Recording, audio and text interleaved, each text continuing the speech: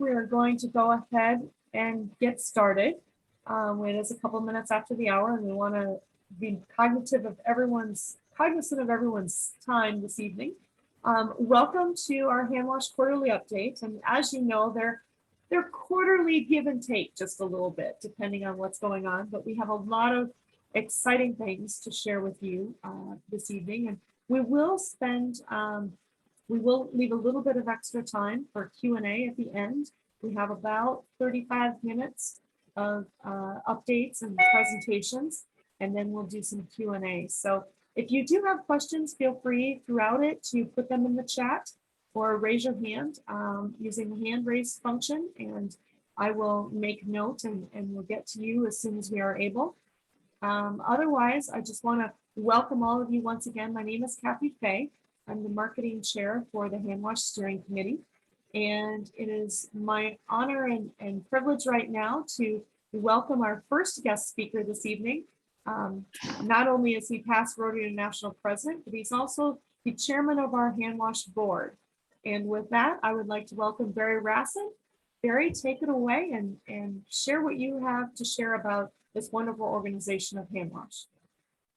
Thank you so much, Kathy. I appreciate it. And my role is short and sweet. I just want to give you a little context, a little background as to how we got to where we are today.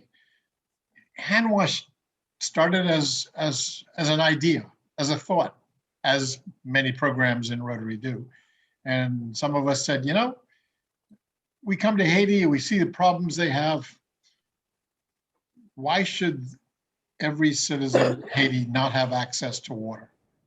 And, you know, you start looking at the numbers, and we started with the statistics and how big a group is this? And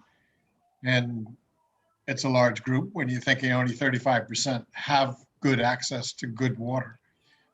And with those thoughts in mind, then we're saying, many groups, when you say that to them, they say, well, yeah, but Haiti's a lost cause. They're corrupt, they can't do it. We've tried to do projects there and it doesn't work. So we had to think carefully, well, if we really want to do this, let's figure out how to do it and how to do it right so that it's sustainable for the long term. The first part is to make sure that we have the right relationship with government, because the government can be the government can be an issue. We needed partners who are experts in the field. You know, we're good people with good ideas, but not necessarily experts. At least we weren't then. I listen to some of our group now, and they are experts today. And that's how far we've come. So, and working with Haiti Outreach has been an incredible pleasure. I have a great respect for what they did long before we started talking. And then joining with us with this concept of, yes, we can do this. Yes, we can bring water to everybody in the country. What a great partnership that really is. Neil, I'll always remember that as a very special time for us to make that connection and that partnership. And then spent some time in Haiti. John Smarge led a lot of these efforts along with Neil and Rotarians in Haiti. But of course, think about that for a moment. We have 22 clubs in Haiti. And they're not strong clubs, they're not wealthy clubs, but they want their country to be better. They have now all unanimously bought into the fact that they are on the ground and part of the reason we can be successful with bringing water to everybody in Haiti. They are ambassadors in all our programs that are on all our committees, and we have lots of committees, and they are involved, okay? This is a big part of the reason that this is going to have long-term success. And I mentioned the government. The government, a few years back, it's not really that old, set up a department of government called DINAPA. And they were responsible for the utilities in the country. And so we had to meet with them. That sounded like a perfect partner for us. And we had to get to know each other. And at first it was like, oh, you're Rotary, just give us the money and we'll do things. And then we had to explain, we really want to work with you, but you're going to work with us our way. And we said that politely, okay? But we had to create a relationship like you do with any project you do. And, you know, I really admire those in Haiti who helped us create that relationship with DENIPA. So now they understand who we are, what we do, and they appear to appreciate that they can do this. They could bring water to every citizen of Haiti if they do it with us, and with us in a coordinating manner, not just trying to get from us resources. So that's worked and worked really well. So we've got the clubs, we've got Haiti Outreach, we've got DENIPA with the government. Now we need to really think about what is the long term. We can't just be going in here and doing a project. This isn't a project. This is a 30-year program. This is changing a culture. This is changing a country. This is transformational. You can't just walk in and say, we're going to do it. So we began developing a business plan. And let me tell you, I am so impressed. I can't name all the people who've been involved because I'll get in trouble. I'll leave somebody out. But we have so many people who've been meeting every single week. I mean, it boggles the mind. Some people are meeting 2 or 3 times a week. And this has been going on now for a couple of years in order to talk detail. What should every committee do? How should every committee function? Who should be on those committees? What are the outcomes that we expect from each of those committees? You know, I run an organization here in Nassau called Volunteer Bahamas, and I've got a number of committees, and half of them don't do anything. And it's so frustrating. You know, I'm a lot of civil servants involved, but still, it's your job as a leader to get your committees working, because it's the committees who do the work of organizations. But guess what? Ryan Rowe joined us as our executive director, and he started with these weekly meetings, and he started meeting with the chair of every committee and making sure the committees were working.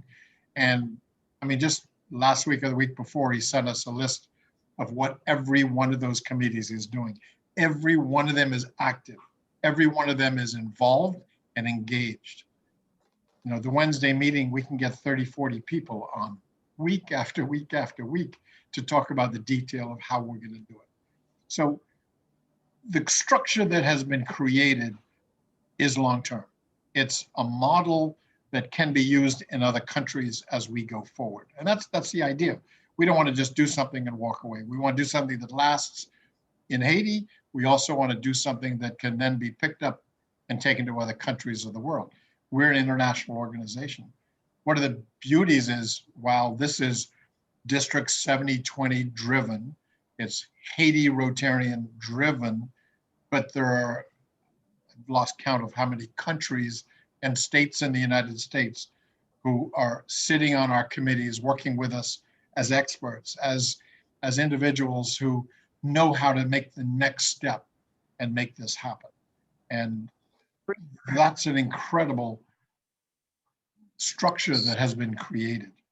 And, you know, I could just go on and on about it, and I know my time is almost up, but I need to say, while I could tell you all these things we've done, and you're saying, well, that's nice, but where have we got? What is the outcome at this point in time after a relatively short time on a 30-year project? Well, we already have 7 of the some 144 communes as pilot communes. Okay, we've already created the understanding with communities and local government in these communes that we're going to come in and help you do what you need or you want. We're not going to come tell you what to do. Now, let's face it, we know that's a solution to many of our problems. Stop telling people what they need and trying to help them, but ask them how we can help you. And we've done that. And now they're beginning to understand that. We've already completed and working on 2 global grants in Cavillon. We have grants in Pignot and Ferrier that we're working on, but our foundation is doing so incredibly well that they've expended their dollars. So we've got to roll that over to July 1st, but we'll continue. We work very well with the foundation. We have respect for the Rotary Foundation, so that we want to work with them. And I love what John Smarge did with the philosophy of districts. You know, if you give cash to the foundation and use your DDF to match our grants, then we benefit, the foundation benefits, and you benefit. What a win-win-win. I mean, that's the kind of thing that we're doing, and now we're doing it over and over again. I am so proud of the whole team, with Jeremy and Neil driving the steering committee, with Ryan as our executive, Kathy's taking care of all, making sure people know what we're doing and how we're doing it. It is truly something that we're going to look back many years and use this as a model to do programs around the world. That's what's going to happen, because it's being done well by the right people at the right time, in the right way. So I have to curtail my passion today, but I urge you all, get involved in this program, because you will walk away with a heart so big that it'll never be the same. And you're going to see people in a country who are changing their lives because of what you're doing. And I can't say thank you enough for that. It's truly an honor to be a part of this group. So I thank you all for coming, and I know you'll get a lot more detail than I can give you from the speakers coming up. So thank you all. Thank you very much, Barry. And I'm fairly certain that I speak on behalf of almost everyone in on this call, that there's no way to curtail your enthusiasm for this. And we don't ever want to do that. So keep up that enthusiasm, and thank you for your wonderful leadership in this project. And with that, we're going to jump into a little more of the details of what's been going on, not so much project specific, but HANWASH overall. And for that, we're going to turn it over to our executive director. As Barry mentioned, Ryan Rowe is our executive director and has been in the position. How long have you been in the position? Are we going on 6 months now, Ryan? 4 months. 4 months. Okay. It feels like 6 months because we're getting so much accomplished. Anyway, I'll turn it over to you, Ryan, for the next round of updates.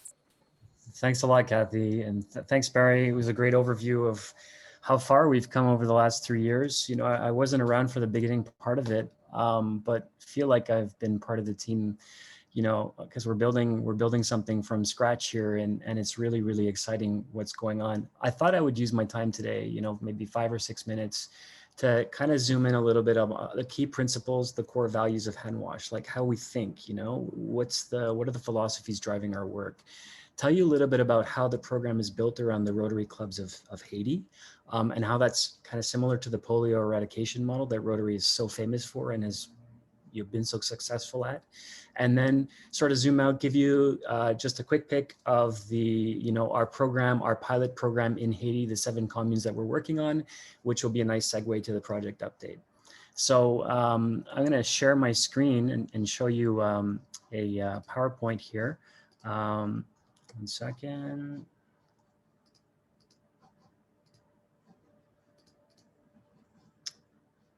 Oops, excuse me.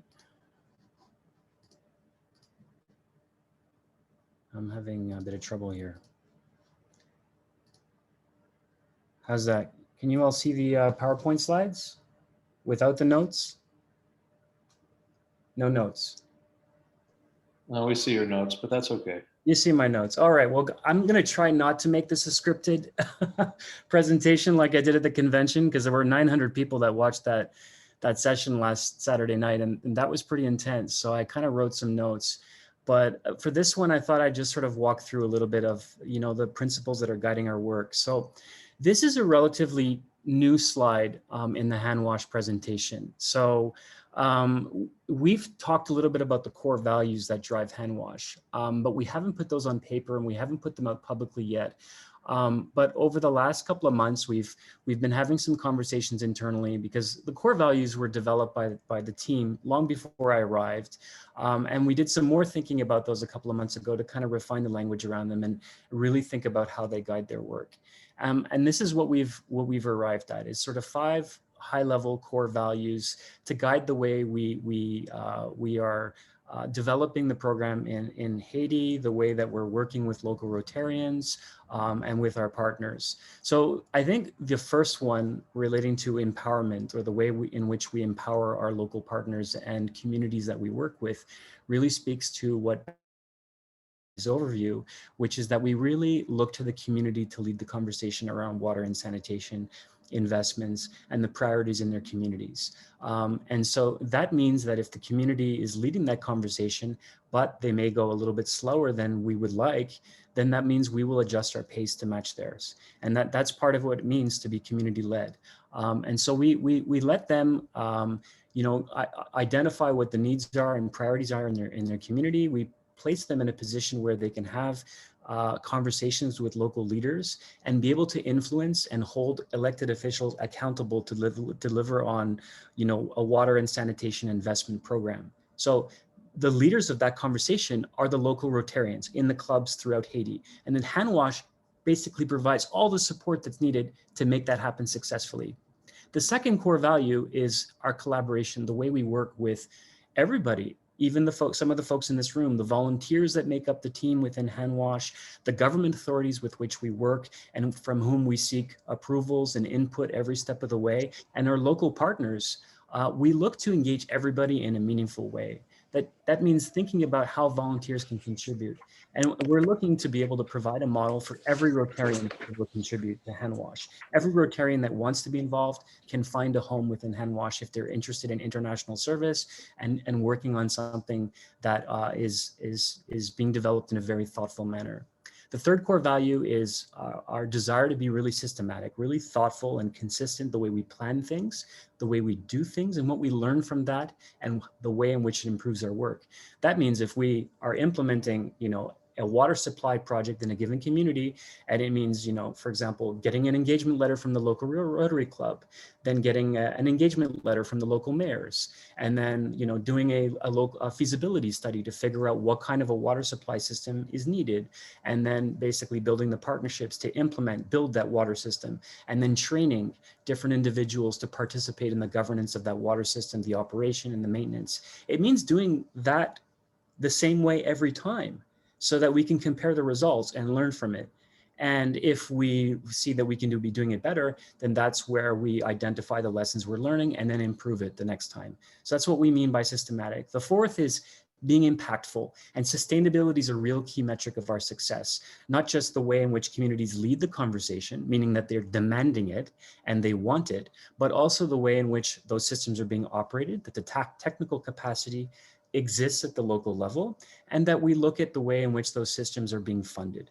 And one really exciting program is our engineering capacity building program, where we are basically looking to identify promising Haitian graduates of engineering studies programs and provide them some hands-on training over a 6-month period, and then slot them into a mentorship program and some internship programs, either with the projects that we're doing, with local or international engineering companies working in Haiti, and potentially even with HANWASH projects themselves. And the fifth core value, and probably even my favorite, is this. It's really the polio eradication story, and it's not, we're not going to give up. HANWASH is not bounded by, donor funding cycles or political or election, 4-year election cycles. We're really working at this until the job gets done. And, if that takes 20 or 30 or 40 years, we will do it. What we are trying to do here is build something that will deliver lasting change. I mentioned that in Haiti, the whole program is designed with the local Rotarians and the local clubs at the center. In each of the 22 Rotary clubs in Haiti, we've established, or named a Rotarian in that club as a HANWASH ambassador. And that HANWASH ambassador is supported by a couple of Rotarians within their club as a HANWASH ambassadorial committee. And they basically act as the champion in a commune to drive the water and sanitation agenda forward. And then HANWASH steps in and provides all the support. So take, for example, a global grant. If there's a project concept that's identified in partnership with local leaders by the local Rotarians, then HANWASH steps in and says, okay, well, we'll provide some support to do the initial feasibility study. It's going to cost $20,000. So HANWASH will provide that support. We will step in and provide some funding support, get it to a place where now we have a concept around which we can develop a global grant.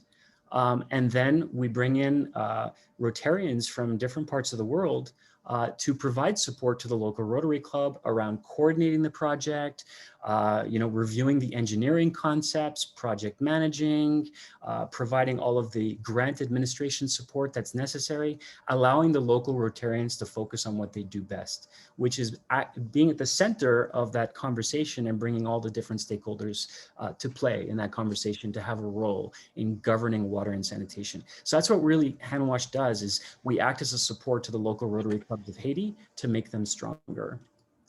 So this is the final thing that I wanted to show you, which is that in Haiti, there's 145 communes or districts or counties, and we're working in 7 of them. The national government has given us a mandate to focus on 7 of the 144 counties.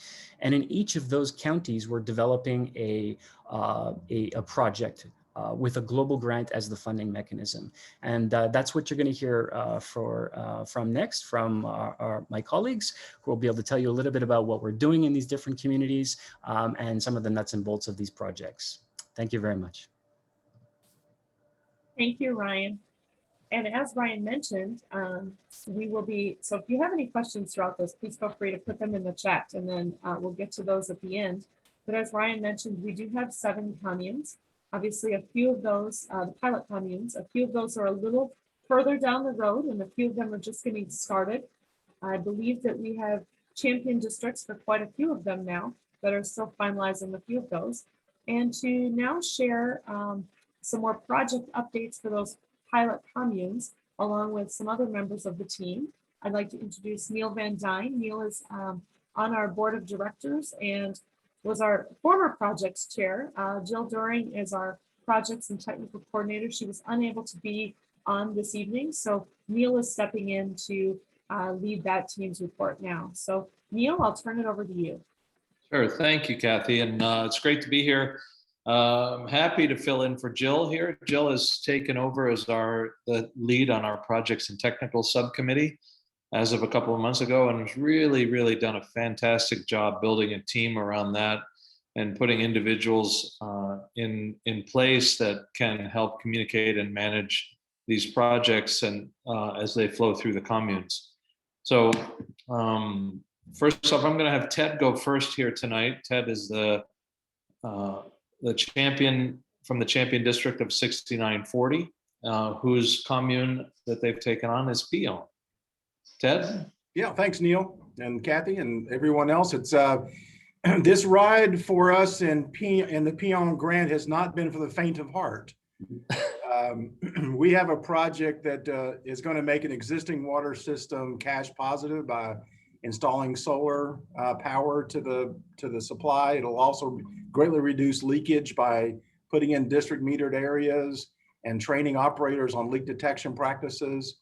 We've got a really solid plan, I think, for the project. Thanks to the persuasive skills of John Smarge, we were well on our way to funding our project. We got it fully funded.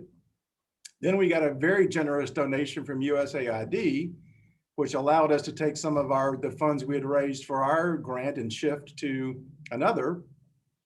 And we submitted our grant on time to the Rotary Foundation, only to learn they were out of money, as Barry said. And so now we're back to assessing our budget, making sure that we've got adequate funds to fully fund it, and then resubmit after the new Rotary year begins in July. Again, because of the outstanding work of John Smarge, I have absolutely zero doubt that we won't get fully funded and put our application in for our global grant in the first week of July. So that's a quick overview, Neil, of where we are. I'd be happy to answer any questions anyone might have later. Sure. Well, we'll keep moving forward. Thank you, Ted. And we really appreciate 6940. I see DG Jan is on here too tonight. And District 6940 has really done a fantastic job partnering with the Pion Rotary Club to move this project forward. What Ted may or may not have been aware of is that the Pion Club has actually stepped up significantly since our last call, hosting several meetings with the mayor, the public in Pion, and the subscribers to the Pion water system. They've also held meetings with the regional water office to move this project forward and get the approvals necessary to keep it all moving. So both stateside and Haiti Rotarians showing up. And in fact, tonight we've been joined, I see Dave Holland is on the call tonight. Dave is not yet a Rotarian, but he's a Rotarian at heart. And he's here, he's actually the architect of several of our projects and works with North Water Consulting. So welcome to Dave tonight. Next up, I'm gonna shift over to a couple of our HANWASH ambassadors in Haiti. First up is Assistant Governor Margaret George of the Cape Haitian Rotary Club. And she and the Cape Haitian Club have taken on the commune of Ferrier as their champion district, with District 5060 in the Northwest United States and Southwest Canada. Margaret, are you with us? Yes, I'm here. Sure. Can you give us an update on Ferrier for the last 3 or 4 months? Thank you. Good evening, everyone. I will give you a brief update of the ferry project. The Rotary Club of Cape Haitian and the Rotary Club of Wanamette hold hands. The past Assistant Governor Sherry Chamberlain works hard to raise funds, and the Ferrier project will have a wide impact on this town, which contains 4 areas: Meyac, Ao, Bossou, and Ferrier. A social community assessment was carried out by DINEPA. It saw that the area of Meyac is the most disadvantaged in potable water. North Water realized an hydrogeological study and saw that the water is in the area of Auto. Currently, the project is waiting and the MOU is signed by all of the club host, DEPA, and the mayor of Ferrier and people to Meyac wait for the realization of this project. Right now, all update. Thank you, AG Margaret. And she's being very modest. The Cape Haitian Club has done a fantastic job out in Ferrier. There are 3 members of the Cape Haitian Rotary Club that are engaged out in the northeast part of Haiti, where Ferrier is. Margaret, who's a judge out there in that region. Dr. Louis, who is a medical doctor and has a health clinic in that area. And Fritz Snell is the third one, Margaret? I can't remember. I don't know for Daniel. Who is actually from Ferrier. He grew up and Yes. was born and raised in Ferrier. Oh, okay. But they've done a fantastic job, very well respected. It's a perfect example of Rotary advocacy, leveraging and having a huge impact in these programs. So we're very, very glad to have that Cape Haitian Rotary Club on board and engaged in Ferrier. Thank you.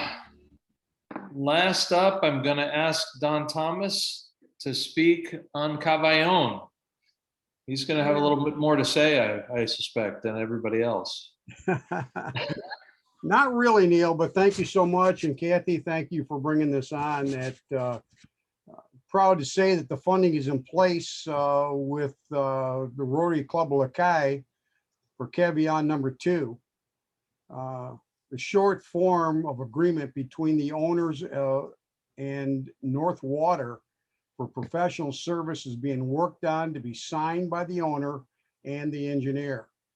This contract will be translated from English into French in about 10 days. And we know that there's an urgent push on this to get this accomplished. Regular updates will be provided to the stakeholders as our global grants process continues. We might merge both grants to have it become a commune update versus 2 grants by providing regular updates and thanking the stakeholders we hope to bring them on board to support the Cavion Grant number 3. And Cavion Grant number 3 will be a massive grant. This will support over 50 wells. So we're excited about that. It's always exciting to see photos of Cavion 1 with the wells being drilled. And we're just looking for more updates, and we're moving right along. So just by keeping in touch with our stakeholders, I think we can push the Cavion Grant number 3 across the finish line. Awesome. Well, thanks, Don. And what everyone on the call might not know is that we did have our first 4 wells inaugurated out in Cavaillon this past month. The Lekai Rotary Club, who I believe is not on the call here tonight. I haven't seen anybody from the Kai Club, but the Lekai Club has engaged journalists. They've been actively meeting with the mayors and other elected officials in the area to drive these forward. They've done fantastic work aligning the communities into this new concept of paying for the service of water, and been very, very successful, not only in the rural communities where these wells are going in, but also in the city where HANWASH has worked to get the system online and people begin paying for the service. So last week, 3 weeks ago, we held, as part of grant number 2, we launched grant number 2 in Cavaillon with a leadership training program, effectively looking at this as the program level commitment that Barry mentioned at the beginning. That if we're going to run this program, it's much more than putting pipes and pumps in the ground, but it's about building a system, a framework of hierarchical oversight where everything works together. So yes, we have to put the pipe in, but we also have to train the guy who manages it. We have to train the households in recognizing the payment for the service of water. We have to work with those regional government officials and local government officials into training them into oversight. What does it look like when they are overseeing this system and seeing what that works like? So the leadership program brought everyone together into one room for 3 days to develop leadership skills, insight, global views, and provide them with the tools necessary to work together. It's really, really been a fantastic program, and we're excited about launching Cavaillon Grant number 2. I did have Fritz on the list, but I see that Fritz had to drop off the call to get on the Haiti liaison call. So I will speak up for Fritz here at the just to cover his session. Fritz Pierre-Louis is the assistant governor in the southern part of Haiti, and also the HANWASH ambassador as part of the Léogane Club. The Léogane Rotary Club has been working tirelessly to align the mayor and regional water officials into building a commune action plan for Léogane. That work is part of another grant that HANWASH has launched on a nationwide level to build the capacity of the National Water Agency to monitor and maintain these systems. So in the last 3 months, HANWASH has created a program in tandem with UNICEF and the World Bank to reevaluate, re-update all the data set for the National Water Point Inventory. That means now that no longer is HANWASH collecting all this data, but that the Haiti's national government's water agency is going out and actively updating the data set on all the water points in the country with HANWASH support. This is a really fantastic initiative because while it's a program that HANWASH launched, the government has taken on the set of tools necessary to deliver it. And out of that way has asked us to provide them with the tools necessary to build their own commune action plans going forward. So this should greatly simplify our work as we engage other communes following our pilot projects. We're very, very excited about that. Did I miss anything, Kathy, that I don't think so. I'll stop here and see if anybody has any questions. As I mentioned, we have Dave Holland on the call here tonight. Not only do we have our HANWASH champions in the States and in Haiti, but we have our technical expert, Dave Holland, here with us tonight. So, Kathy? Okay, we will open it up for questions right now. If anyone has any specific questions for any of the pilot communes or for any of the other hand wash folks that are handy just to answer anything, just raise your hand or put something in the chat. Neil, just one quick question. Maybe, I think you touched on most of the communes, but we didn't touch on all of them. Would you just maybe want to give a really quick update as to why we may not have a status report on some of those other 7 communes at this point? Sure. Well, I can tell you the main reason is that Jill isn't here. That's the main reason you don't have an update on For being transparent and honest, that's good. it. Well, what's been, I think one of the most exciting things that's happened over the last couple months is the ongoing development of partnerships with these other major donors in the country.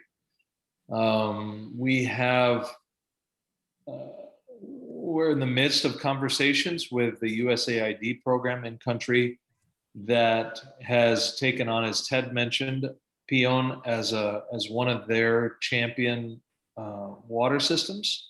They're doing that exactly because Rotary has stepped up, because Rotary has engaged in Pion. This provides them with an opportunity to be engaged as a partner with Rotary and the mayors.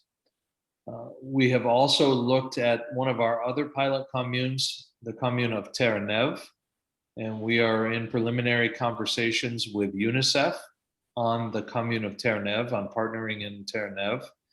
That was one of our very first. We are still currently looking for a champion district in the United States to step up and lead that conversation from an international perspective. But UNICEF is on board with that. The other one that is out there is Croix de Bouquet. We have tonight Jean-Hervé Landrin from the Pétionville Club, who's one of 5 clubs vying to be the champion to drive Croix de Bouquet forward. This is one of the boundary cities to the Port-au-Prince area, and a significant challenge. So we're looking for both a local club to lead that here in Haiti and an international club to be the champion for that in the States. All of 7 of those communes are having their water points updated as we speak by the National DINAPA Water Point Inventory. And I think that's it. I don't think I missed anything outside of that. Oh, Lekai is the other one. You're right. Lekai is the 7th commune, and that is also being updated as part of the National Water Point Inventory. Following those updates, we will begin commune action plan creation for both Léogâne and Lekai, which don't have them yet. Thank you, Neil. For those of you, I do have another question here that came through a message to me, so I'll share that in just a moment. But for those of you on the call, know that we will be sending out the recording of this afterwards. We have almost 400 people on our update email who will be getting a link to that as well. So just so you're aware, we had quite a few people who weren't able to join, but feel free to share that link. It will be on our YouTube channel so that anyone who is interested, or if you're interested in sharing it with your club or other members of your district who are involved, you can do that as well. David Holland, if you don't mind, we have a question for you. It just says that, David, you've been in Haiti for a long time. Would you mind telling us your opinion of hand wash? Can you hear me, guy? I just turned my Yes. mute off. Can everybody Yes. hear me fine? Yes, we can. Cool. Well, it's a breath of fresh air, actually, because I'm involved in a couple of other projects right now. And one of the main drivers in those other projects is that the program needs to be wrapped up in 1 or 2 years. And so we end up doing not necessarily what we want to do, what's necessarily the long-term solution that's probably going to last. We end up doing something that fits a donor schedule. And so I think that's the biggest thing that is, I'm really looking forward to doing work with HANWASH. So anyway, that's probably the biggest thing that I would stick to. And like I was listening to Ryan, I've talked to him many times, but it's just that long-term commitment. It just really reframes how you go about doing work, and you can really slow down and have the right conversations, and you can do the planning properly. You can involve the community in a way that needs to be done. And, you know, it's going to last a lot longer because you're taking the time to do all those things. So, Thank you very much, David, for sharing that. yeah, And no problem. we know that to fulfill this dream, it's going to take a lot of partners and a lot of cooperation and time. So we appreciate your dedication to this as well with the team. Our own Ron Denham would call that software training, right, Ron? Yes. Ron, you had a great comment in the comments about leadership training. Would you like to just expand upon that a little bit more, Ron? Sure. Now I've unmuted myself. Yes, from the very beginning, and all of you who we've worked with over the past few months, been aware that I've been somewhat concerned that it was really too much of a Rotary initiative rather than an initiative of the people of Haiti. And we felt for this to be sustainable, for it to be implemented on the scale we envisage, it has to be taken over by the people of Haiti, working with DNEPA and ARPA, of course. And I think this leadership training is the first real tangible illustration that we are shifting the ownership to the people of Haiti away from the Rotary Club. Rotary Clubs will always be involved for a long time, agencies helping and serving, but the empowerment of the people of Haiti, the communities, the mayors, the elders of the community and so forth, that's so essential. And that's why the leadership training and everything to do with it, capacity building, call it what you will, is, I see, really a significant turn in this program. And I'm so enthusiastic about it. Thanks, Kathy. Thank you, Ron. Any other questions or thoughts or comments for this evening? I'll share one more thing that we didn't talk about because it's one of the national level conversations and we don't specifically have anyone leading it yet. One of the significant things that's happened in the last couple of months has been the signature of a memorandum of understanding with the Minister of Environment of Haiti.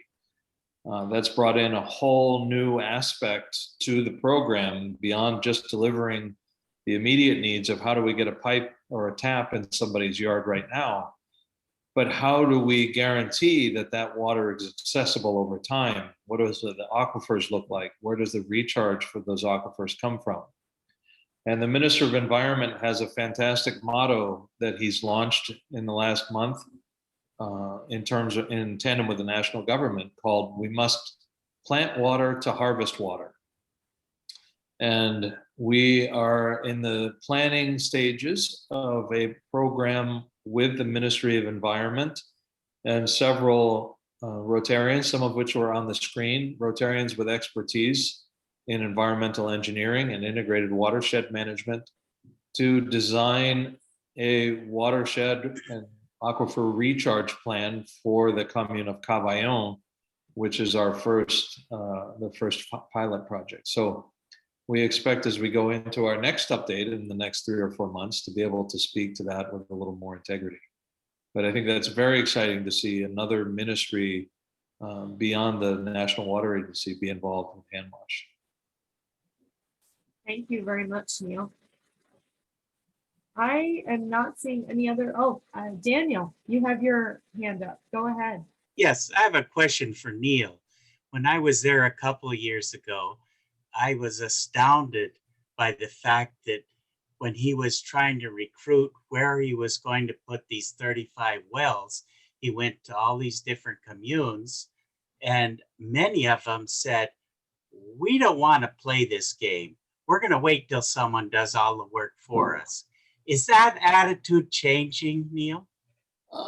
Yeah, it has actually, because the leadership of these pilot communes has really stepped up. I mean, the exciting thing has been in Cavaillon, quite frankly, where the elected officials stepped up into these first community wells. This is a commune where there were hand pump wells done by NGOs and Rotary clubs all over the place. In fact, you may have seen a picture of one of the broken ones that we visited last January. And so for them to step up into this world where these hand pumps aren't just out there, but they're constructed and managed in a way that people are paying for that service at about 70 cents a month for all the water their family can carry away from it.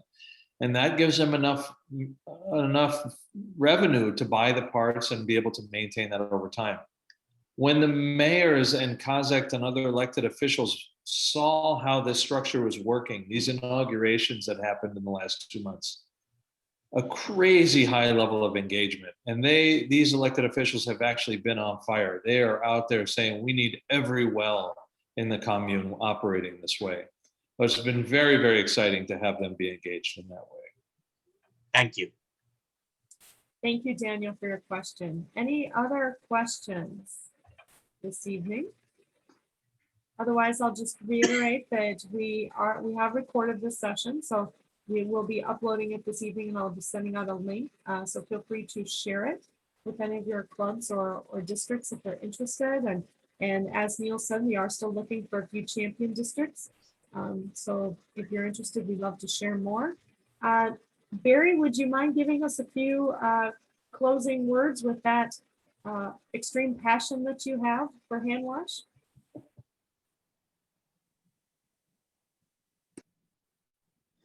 Thank you, Kathy. Yeah, and I hope all of you have listened carefully to hear that this group, and I take no credit for this, but this group from Neil, the Rotarians, the Johns and the Kathys, and so many others who've gone to Haiti, have begun to change the culture.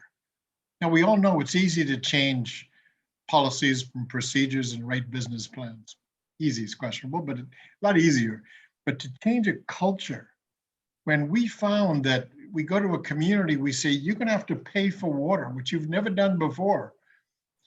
And within a month or so, we find that half of the community has started to pay, and others have committed to pay for the water they get. That's a change in culture. And when you can change a culture like that to do something that's so positive that they want, and they're getting it the way they want it, it's a dream made in heaven. I'm always very reluctant to compare it to our polio eradication program because that's just such an incredible thing, and only 2 cases this year, 2 boys. But think about how they started eradicating polio way back when, back in the Philippines. Nobody believed them. It can't be done. And look where we've come. And yeah, it took a long time, but we're doing it. And I think I see a lot of similarities with what we're doing with bringing water to people who need water, a very basic element that every human being deserves. And again, we can't do it without the whole Rotary world stepping up and saying, I want to be a part of it. That's how we did polio eradication. Everybody in the world says, yes, I want to be a part of this so that when it happens, I can stand up and be proud. I think we're going to see the same thing in Haiti with bringing water. Everybody's going to want to be a part of this, like all of you already are. And I can't thank you enough for what you've done. We are going to make history here. We are going to change the culture. We are going to bring water to an entire country, a large country. So thank you all. Kathy, thank you so much for putting this on for us. Great job. Well, thank you. And I think those words were very well said, and we're going to leave it at that this evening. So thank you very much, everyone. And once again, I'll be sending out the link to this. And if you would like to ensure or learn more about our weekly meetings, that if you're not already a part of them, just email me back and I'll make sure I get you that link as well. You're welcome to join. Thank you, everyone, and have a great evening.